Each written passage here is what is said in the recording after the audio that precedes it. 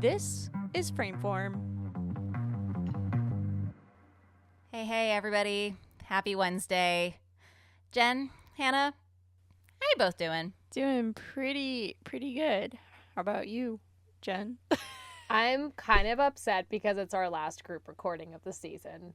But Oh aside my God, from that, aside from that, I'm doing great. Excited to talk about today's film. Thank you so much for picking such a unique film that I had not seen before.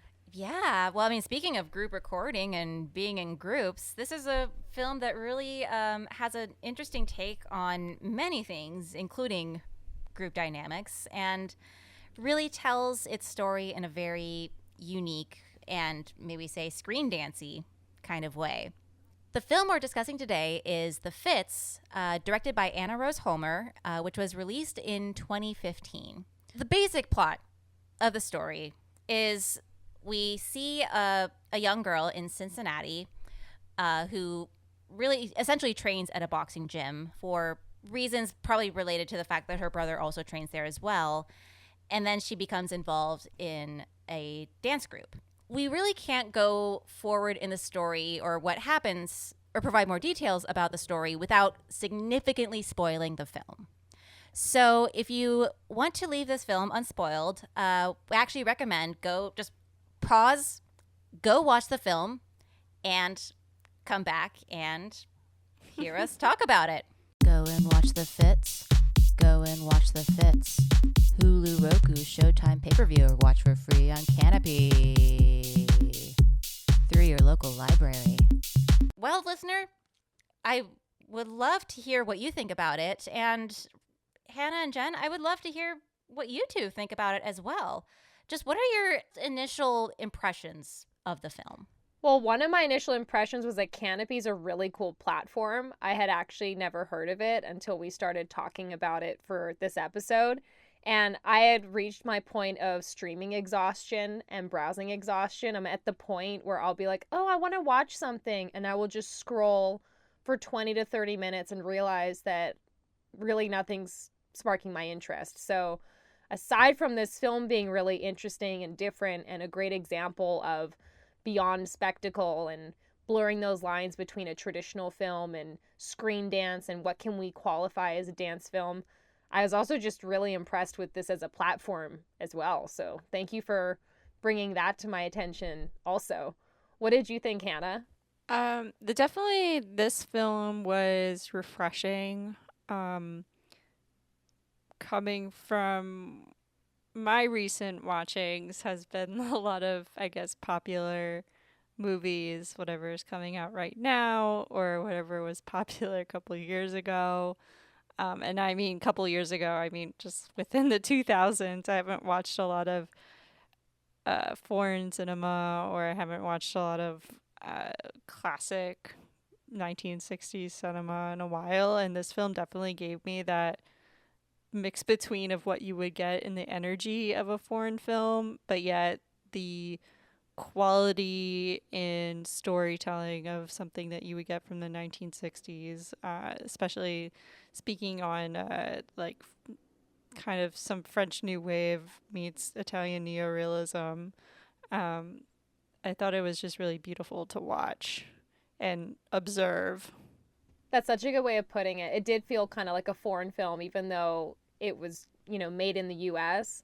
It definitely seems like not like an independent film like we would see now that just feels kind of cool and offbeat and interesting. It definitely seemed like a film festival film, but kind of foreign, just like you said. That's such a good way of putting it. Yeah, just rhythmically, it feels so different from a lot of what we see. And as someone watching the film, it requires a different state from a viewer than what a traditional, not even mainstream, but just a traditional independent film would. Well, actually, first of all, on the Canopy front, Canopy's amazing.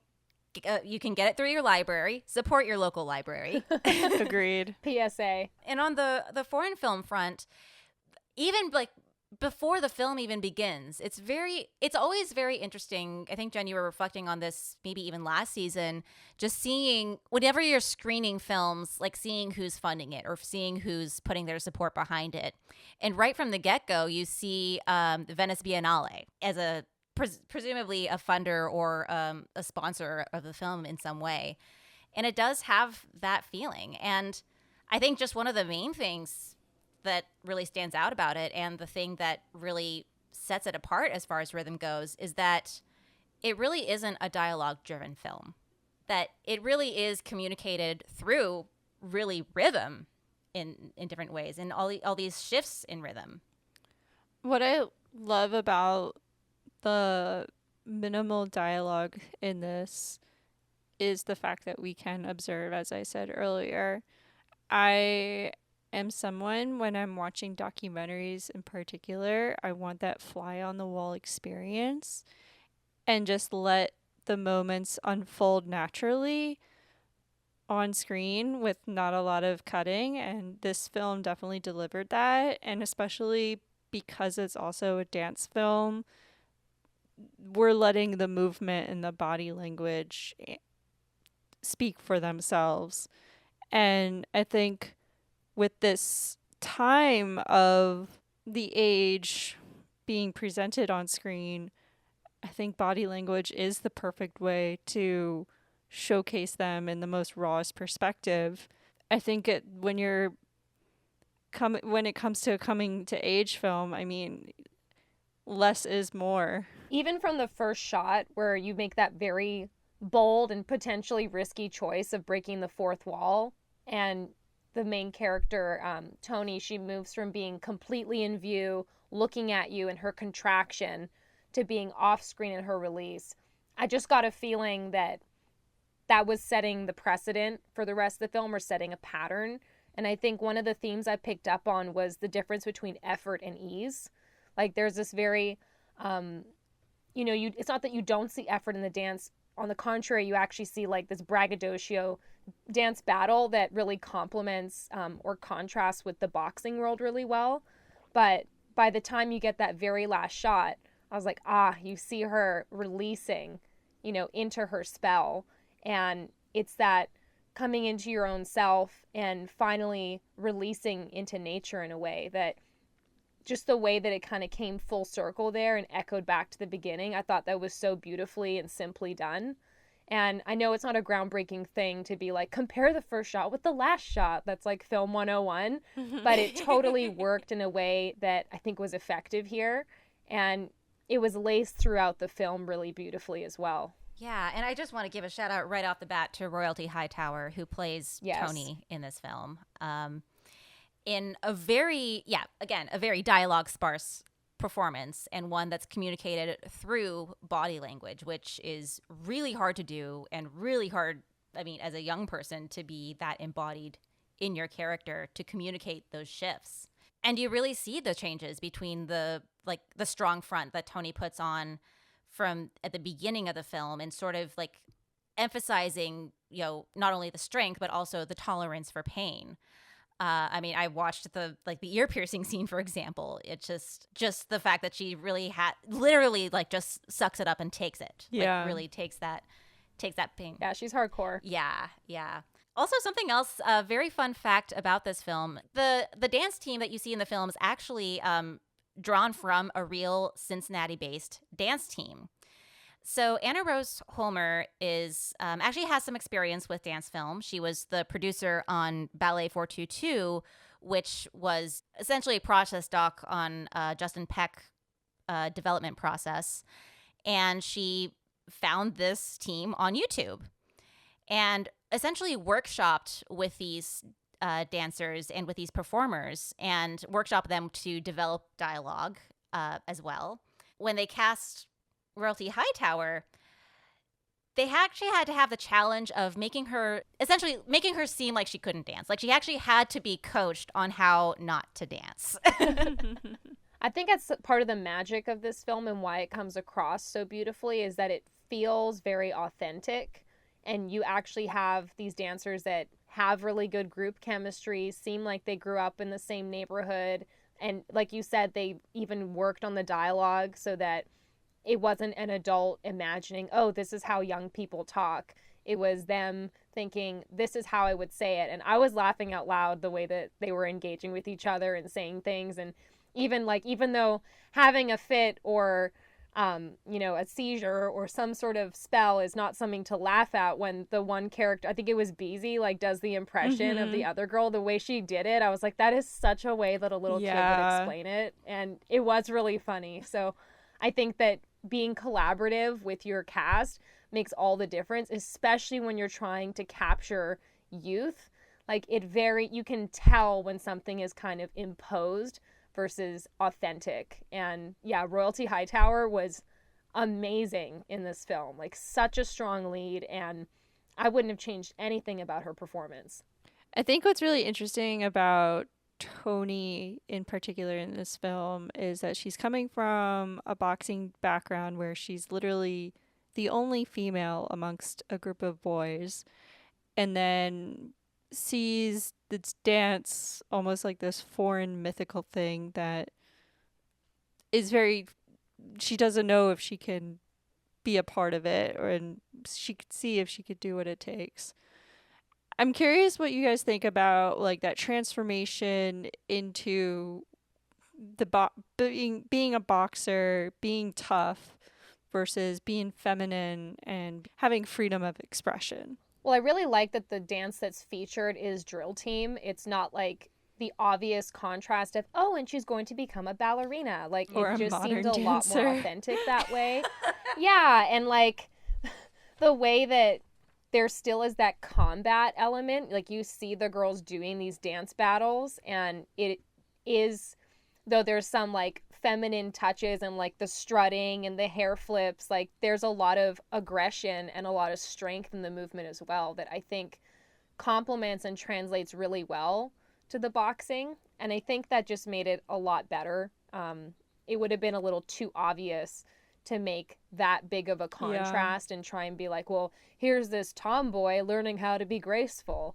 I really liked that about this film. Not to mention that you're actually, giving awareness and showing what real communities are actually doing and showing a type of dance that we don't always see represented. Like, a lot of dance movies are going to focus on ballroom or, traditional dance studio competition style stuff, or you have TV shows with like Dance Moms or Dancing with the Stars, and you don't often see this style of dance being represented in the media.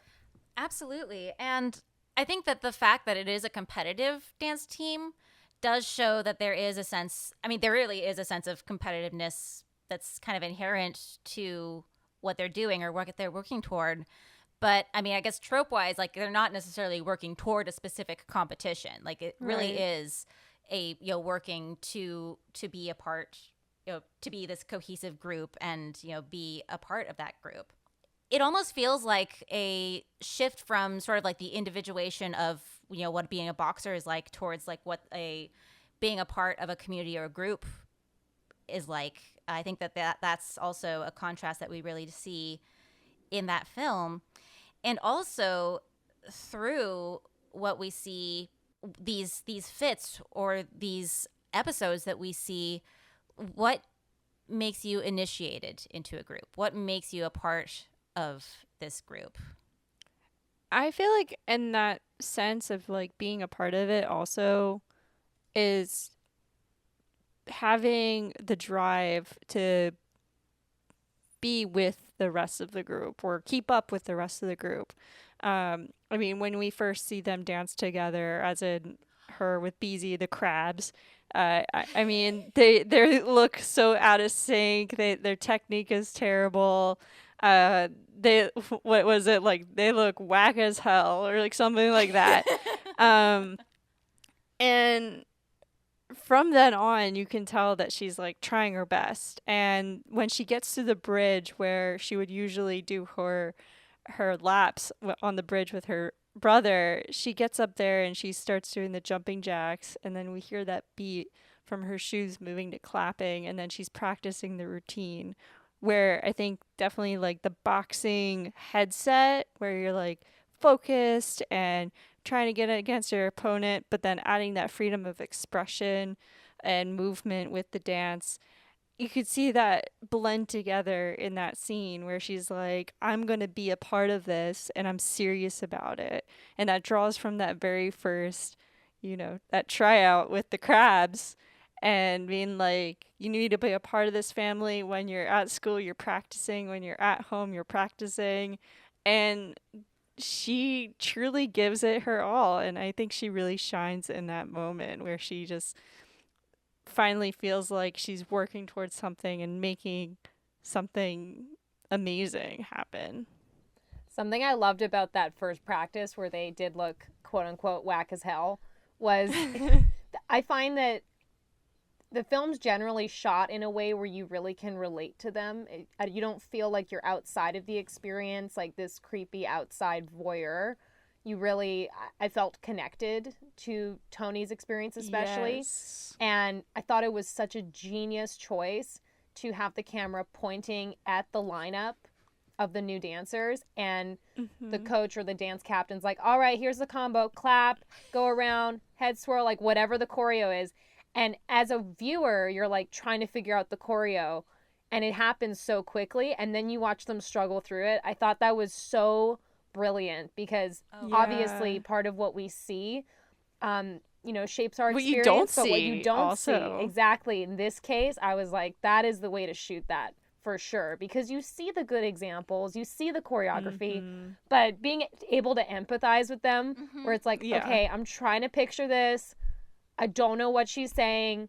Here I go. I love that. 100%. I felt that moment too, Jen. I was like, how many times have I been in this position where I'm like at a brand new like masterclass or something and they just go over the routine so quickly and you're like, wait a minute, what? I do it to my students sometimes. Yeah, I love that scene too. And I think it really just speaks to the feeling of syncing what an internal rhythm would be, because we see in that moment, six, or I can't even remember how many girls were in that line, but like 6 different internal rhythms trying to process this other rhythm.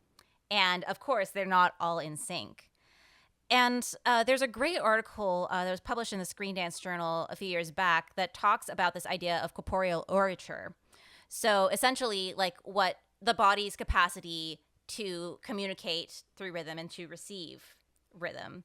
And we really see that amplified to a 10 throughout this film. And even some of the rhythms, the shifts of the rhythms between the punching bags and like all the rhythms of the gymnasium to the rhythms of a dance studio, we see those palpable shifts in what these dancers' internal rhythms are, and especially Toni's, as she becomes more comfortable with that movement going forward.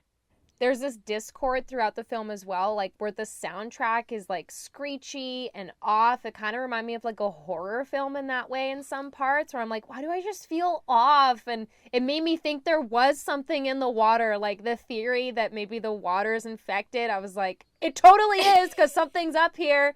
It just made the ending that much more sublime. And I love that is when you actually hear, I think it's when you hear like music for maybe the first or one of the only times in the film. Like it's for a quote unquote dance film, you would almost think, oh, there's going to be a lot of music and the edits are going to be really rhythmic and it's going to be all hyper choreographed.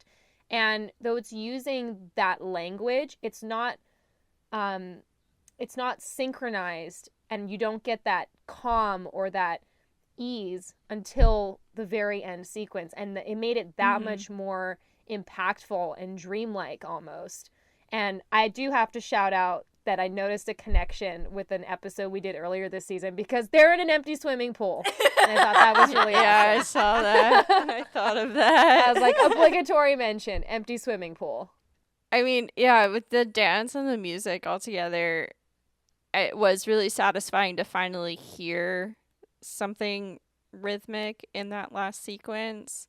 But like watching all the dance prior to that, I mean, something in the water, I mean, there's something within side of them in general, whether that be the attitude or the talent or just the energy being used throughout their movement. Whenever they're shot on screen, they're most of the time in slow motion. You see like the full body react in a way that it's hard to, in a way, we can't keep up with when they're recorded at a natural 23 frames per second.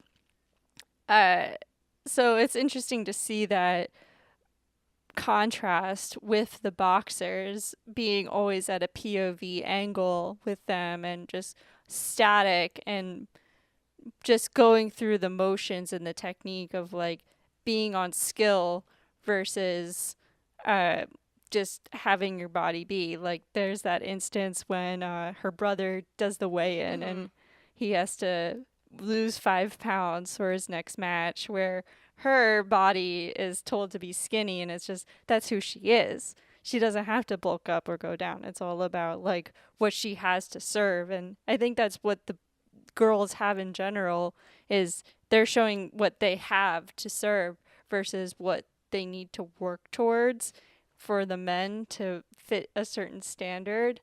The regimen between technique versus expression versus art versus skill, there's a lot of differences going on of how that's being portrayed on screen. Well, and I think we owe some of that to the style of dance that they chose, because, you know, just use the extreme example of ballet again. Like if it had been ballet, maybe there would have been weigh-ins or like flexibility tests and, you know, a more objective, like literally the one character's name is charisma, you know, the other girl's name is legs.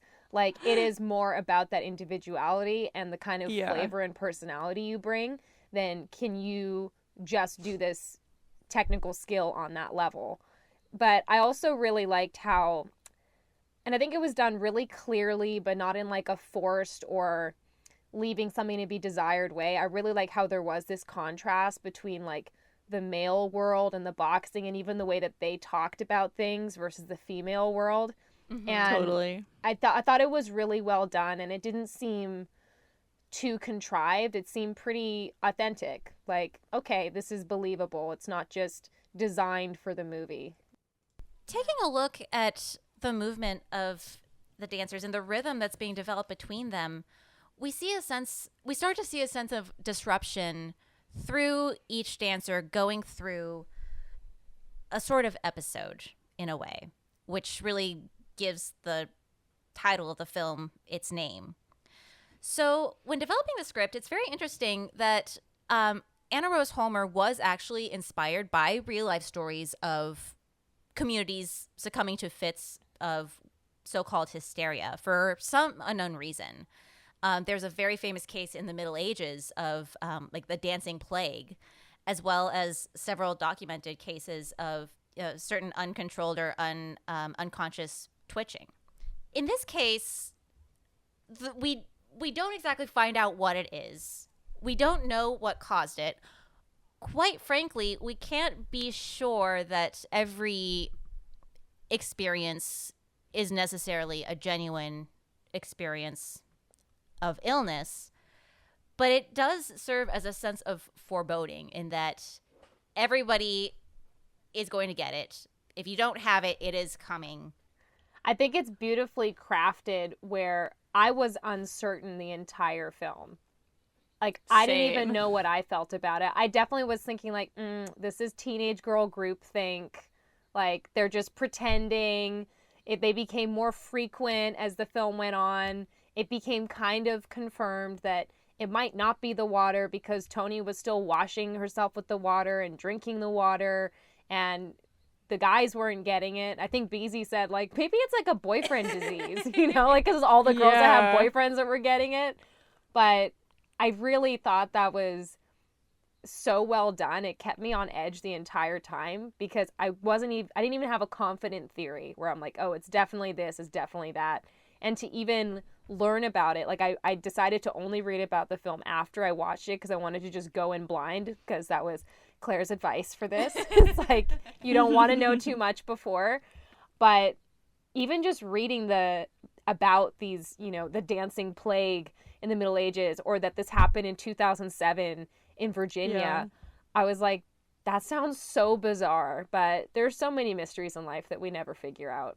Yeah, I'm definitely like still confused slash trying to understand what the whole seizure episode was all about, especially when Beezy had her episode where she's just like holding her head and her ears on the ground. I just don't even know what to think about it.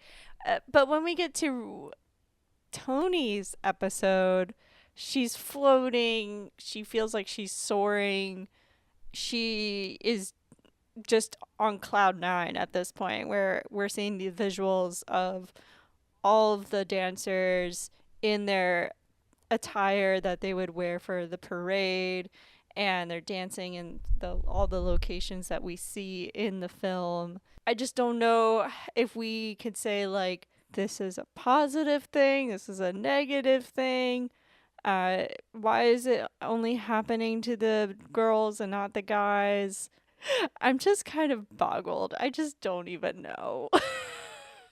A little technical thing about the actual movement of these so-called fits. So Celia Rosen Hall, who some of you may know from other dance films, Ma was probably her epic, but she's been creating and releasing films. We actually discussed one of her films, Taxi, in a previous episode. Love Taxi. Yeah.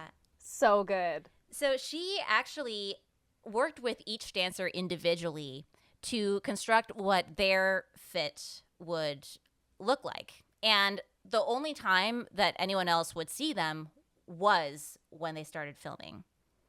And I think it's very important to notice the nature of seeing and the nature of spectatorship when these events are happening, or the nature of sort of this, gawking spectatorship versus, sort of like a happenstance kind of thing.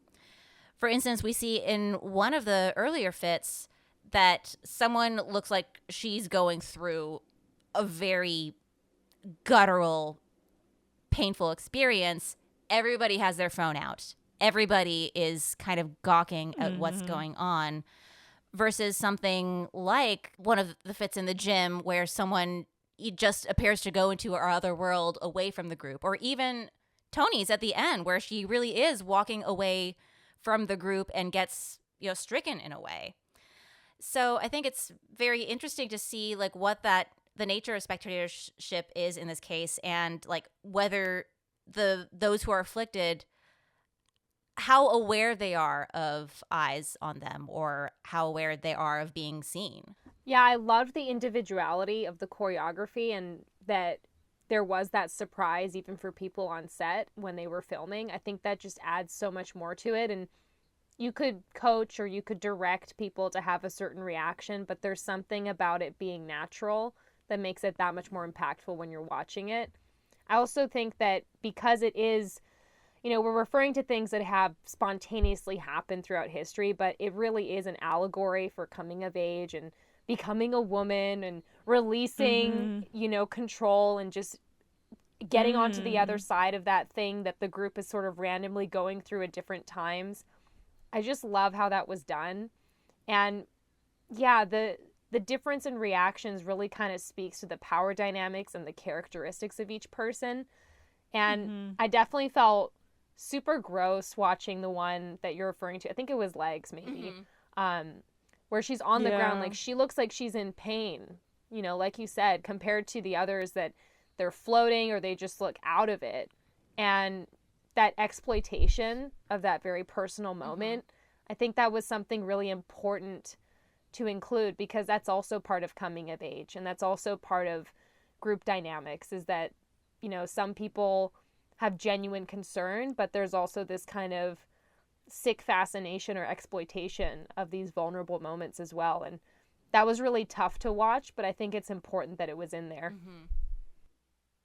Yeah, it kind of, I don't know, with the whole water theme, and especially like going to the hospital because of these fits, there is a part of me that was thinking about places like Flint, Michigan, and how these communities are being affected in a way. And then, like, with those phone and the exploitation of just like what, like, see what this water is doing to these communities, which, I mean, Cincinnati, Flint, Michigan, totally far away from each other, but it is kind of like a commentary on these types of communities that are being affected that need to be addressed, and how they rely on places like a community center to get together and do things together as their chosen family in a way.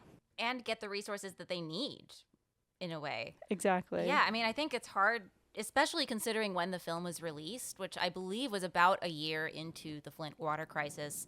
It's really hard to separate it from those events. And considering that 7 years later, 3 presidential administrations have completely, still continue to brush this over, it's horrifying in a way. And I think that even with the reactions of the community when they're like, no, it wasn't the water, I think it also speaks to a distrust of leadership and sort of like a futility for, having these problems solved or having like real attention brought to the problems.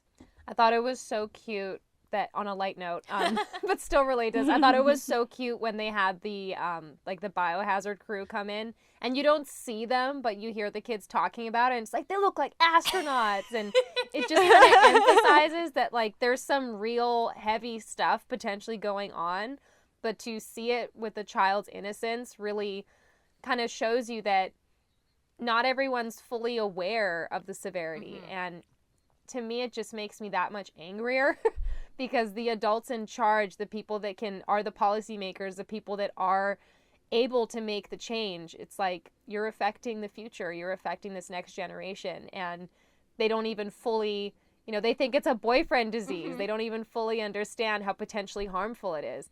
And yeah, when it comes out in the plot and they say, oh, it's not the water, and people kind of like throw their hands up and they're like, oh, sure it's not. I felt the same way. I was like, you're probably just saying mm-hmm. that. Like, you probably just haven't proved or disproved it, or you can't really fix it, or you can't really trace it. So that's just a way to throw your hands up and say it's going to be fine, and these things are just going to continue.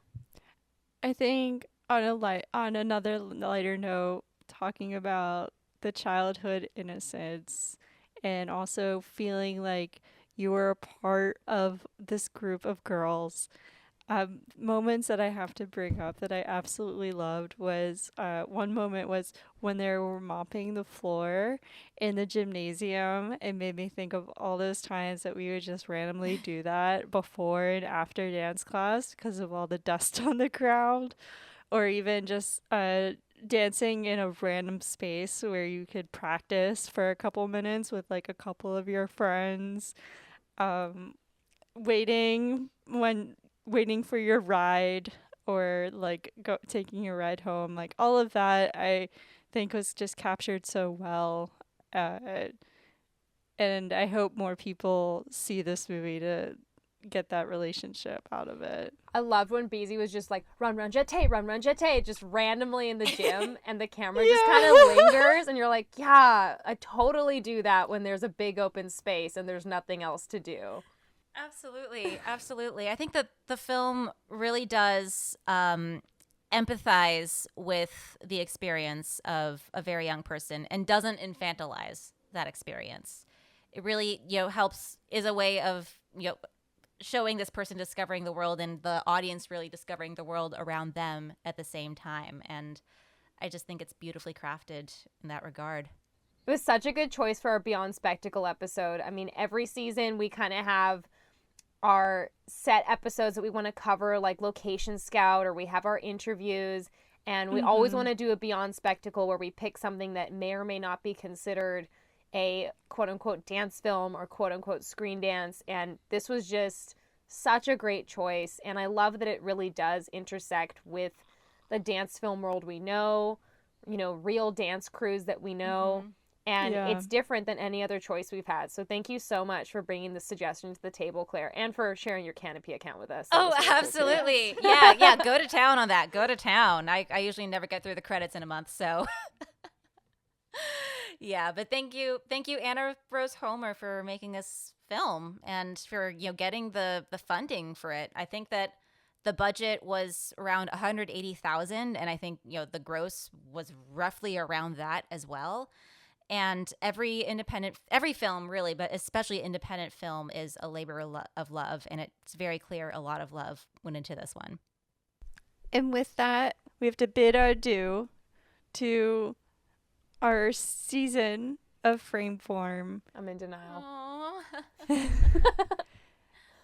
But it's been a great year of talking and watching and listening on all the topics that we talked about. And if you want more, why don't you just go back to season 1 and then hit play and just go all the way through. Good call. That'll tide you over for a few days, and then, well, you're just gonna have to wait for season 4.